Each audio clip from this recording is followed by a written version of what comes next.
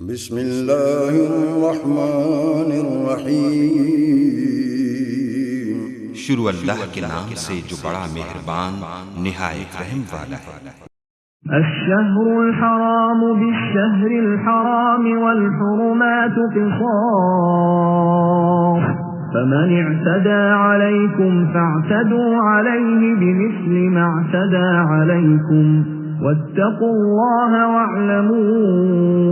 أن الله مع المتقين۔ حرمت والے مہینے حرمت والے مہینوں کے بدلے ہیں، اور حرمتیں عدلے بدلے کی ہیں۔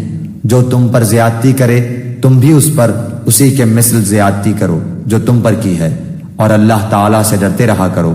اور جان رکھو کہ اللہ تعالیٰ پرہیزگاروں کے ساتھ ہے۔ اور تمام حرمتوں کا لحاظ برابری کے ساتھ ہوگا۔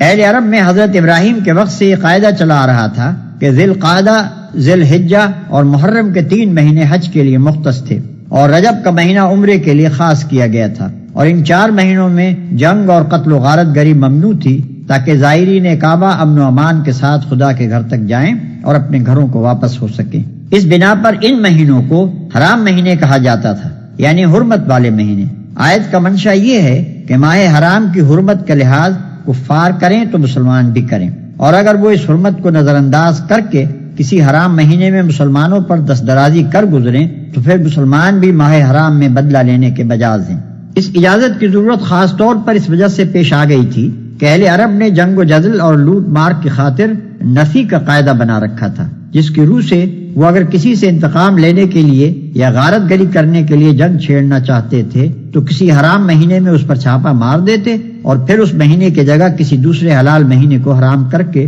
گویا اس حرمت کا بدلہ پورا کر دیتے تھے۔ اس بنا پر مسلمانوں کے سامنے یہ سوال پیدا ہوا کہ اگر کفار اپنے نسی کے ہیلے کو کام میں لا کر کسی حرام مہینے میں جنگی کارروائی کر بیٹھیں تو اس صورت میں کیا کیا جائے۔ اسی سوال کا جواب اس آیت میں دیا گیا ہے۔